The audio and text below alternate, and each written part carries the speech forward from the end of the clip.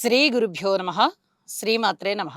మా భక్తి టీవీని ప్రోత్సహిస్తున్నటువంటి మా ప్రేక్షకులందరికీ ధన్యవాదాలు తెలియజేస్తూ 4 మే నుంచి 10 మే వరకు గల వారం రోజుల కాలానికి రాశి ఫలితాలు ఏ విధంగా ఉన్నాయి తెలియచెప్పుకుందాము.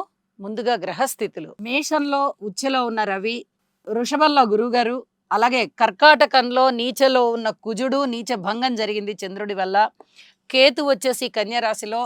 ఇక రాహు, శుక్ర, శని, బుధులు 4 గ్రహాలు కూడా మీనరాశిలో ఉన్నాయి. బుధుడు నీచలో ఉన్నారు. ఇక వారాంతంలోకి వెళ్ళేటప్పటికీ బుధుని యొక్క స్థితి మేషరాశిలో కలిసి బుధ ఆదిత్య యోగం ఏర్పడి ఉన్నది. అలాగే చంద్రుని యొక్క స్థితి కేతువు గారితో కలిసి ఉన్నది. ఇక గ్రహ దృష్టుల విషయానికి వచ్చినట్టయితే గురువుగారి యొక్క 5వ దృష్టి కేతువు మీదను, అలాగే వారాంతంలో చంద్రకేతువుల మీదను ప్రసరిస్తూ ఉన్నది. ఆధ్యాత్మిక రంగంలో చాలా ఎదుగుతారు. ఆధ్యాత్మికమైన గ్రహము కేతువు, అలాగే గురువుగారి దృష్టి ఉండడం, అసలు 2 కూడా ఎక్సలెంట్ అన్నమాట. అయితే వారాంతంలోకి వచ్చేటప్పటికి చంద్రుని మీద కూడా గురు దృష్టి పడినందువల్ల ఇక్కడ చంద్రకేతు కలయిక వల్ల ఏర్పడేటటువంటి దోషాలు ఏవైతే ఉన్నాయో అవి కొద్దిగా పరిహరింపబడుతూ ఉన్నాయి. ఇది చెప్పదగినటువంటి సూచన. ఇక శని గారి యొక్క దృష్టి, తృతీయ దృష్టి గురువు గారి మీద పడుతూ ఉంది, అలాగే కేతువు మీద పడుతూ ఉంది. మరి కొంచెం మానసికమైన ఒత్తిడి ఎక్కువగా ఉండడము, ఏదైనా శుభకార్యాలు జరుగుతూ ఉన్నాయా అంటే అవి జరగబోయేటటువంటి శుభకార్యాలని కొంచెం పోస్ట్ పోన్ చేయడం, ఇలాంటి పరిస్థితులకు దారి తీస్తుంది ఇక్కడ శనిగారి దృష్టి గురువు మీద. అలాగే కుజుని యొక్క దృష్టి ఫలితాలైతే ఇక్కడ లేవు, కానీ ఓన్లీ రాశి మీదనే ఉన్నాయి. కానీ ఇక్కడ చంద్రుడితో కలిసి ఉన్నప్పుడు వార ప్రారంభంలో నీచభంగం జరిగి ఉన్న కారణం చేత కుజుని యొక్క దోషాలు చాలా వరకు పరిహరింపబడిపోతున్నాయి. ఇది చెప్పదగినటువంటి సూచనగా తెలియచేస్తూ ఉన్నాను. ఇక ఏ రాశుల వారికి ఏ విధంగా ఉంటుందనేది తెలియచెప్పుకుందాము. సింహరాశి వారికి అన్ని పరీక్షల కాలమే.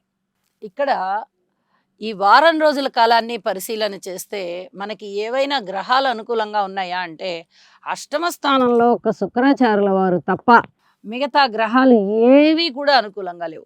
మరి శుక్రాచార్యుల వారైనా అద్భుతంగా పనిచేసి మనకి విలువైన వస్తువుల్ని ఇస్తారా? నూతనంగా ఆభరణాలు, సువర్ణ ఆభరణాలు ఇలాంటివి కొనుగోలు చేయడానికి అవకాశాన్ని ఇస్తారా అంటే అక్కడ శని రాహువులతో కలిసి ఉన్నారు. ఇది చాలా జాగ్రత్తగా ఉండవలసినటువంటి అంశం. ఒకే ఒక్క గ్రహం యోగిస్తోంది, అది కూడా కొన్ని ముళ్ళ చెట్ల మధ్య గులాబీ ఉన్నట్టుగా ఉన్నది. చుట్టూరా ఉన్న గ్రహాల యొక్క పరిస్థితి అంత పూర్తి ఆనందదాయకంగా లేదు, శుభకరంగా లేదు. కాబట్టి జాగ్రత్త. ఇక్కడ ఏ రూపకంగా అయినా సరే మీకు ఇబ్బందులు ఏర్పడుతున్నాయి అంటే యోగా చేయాల్సిందే. అసలు ఏ ఇబ్బందినైనా మనం అధిగమించాలి అనుకోండి, గట్టిగా సంకల్పం చేసుకోండి, యోగా చెయ్యండి, నవగ్రహ స్తోత్ర పారాయణాలు చేయండి, నవధాన్యాలు దానం ఇవ్వండి, వీలైతే నవగ్రహ హోమం చేసుకోండి. అద్భుతమైనటువంటి ఫలితాలు ఉంటాయి మీకు. ముందర మనస్సు ప్రశాంతంగా ఉంటుంది, అయ్యే పనులు ఆగిపోకుండా ఉంటాయి. ఇది చాలా చెప్పదగినటువంటి సూచన అని చెప్పి తెలియజేస్తూ ఉన్నాను. వారాంతంలోకి వచ్చేటప్పటికి కూడా మారిన గ్రహ స్థితులు అంత అనుకూలంగా లేని కారణం చేత మీరు తప్పనిసరిగా ఈ చెప్పినటువంటి పరిహారాలు చేసుకోండి, ప్రశాంతంగా ఉండండి.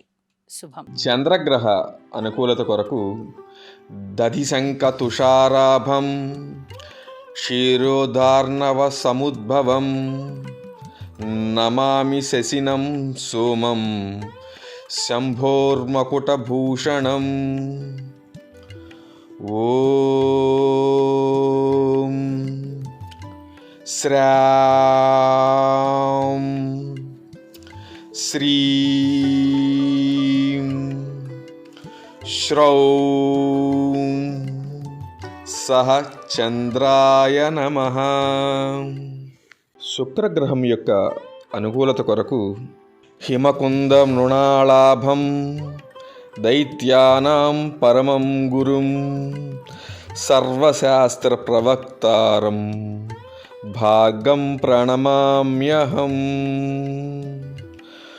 ఓం ద్రాం ద్రీం ద్రౌం సహ శుక్రాయ నమః. కేతుగ్రహం యొక్క అనుకూలత కొరకు ఫలాశ పుష్ప సంకాశం తారకాగ్రహమస్తకం రౌద్రం రౌద్రాత్మకం ఘోరం తం కేతుం ప్రణమామ్యహం. ఓం ప్రాం ప్రీం ప్రౌం సహ కేతవే నమః. ఈ శ్లోకాన్ని పఠించటం వలన గ్రహదోషములు ఏవైతే ఉన్నాయో అవన్నీ కూడా నివారించబడి మానసిక ప్రశాంతత చేకూరి దుఃఖ ఈతి బాధల నివారణ ఏదైతే ఉందో అదంతా కూడా మీకు తప్పగా కలిగే అవకాశం ఉన్నది. గురుగ్రహ అనుకూలత కొరకు దేవానాం చ ఋషీణాం చ గురుం కాంచన సన్నిభం బుద్ధిమంతం త్రిలోకేశం తం నమామి బృహస్పతిం. ఓం హ్రాం హ్రీం హ్రౌం సహ బృహస్పతయే నమః. కుజగ్రహం యొక్క అనుకూలత కొరకు ధరణీగర్భ సంభూతం విద్యుత్కాంతి సమప్రభం కుమారం శక్తిహస్తం తం మంగళం ప్రణమామ్యహం. ఓం క్రాం క్రీం క్రౌం సహ భౌమాయ నమః.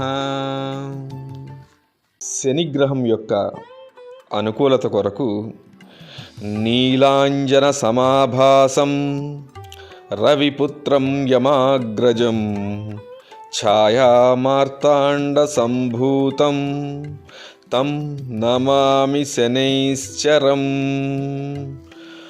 ఓం క్రాం క్రీం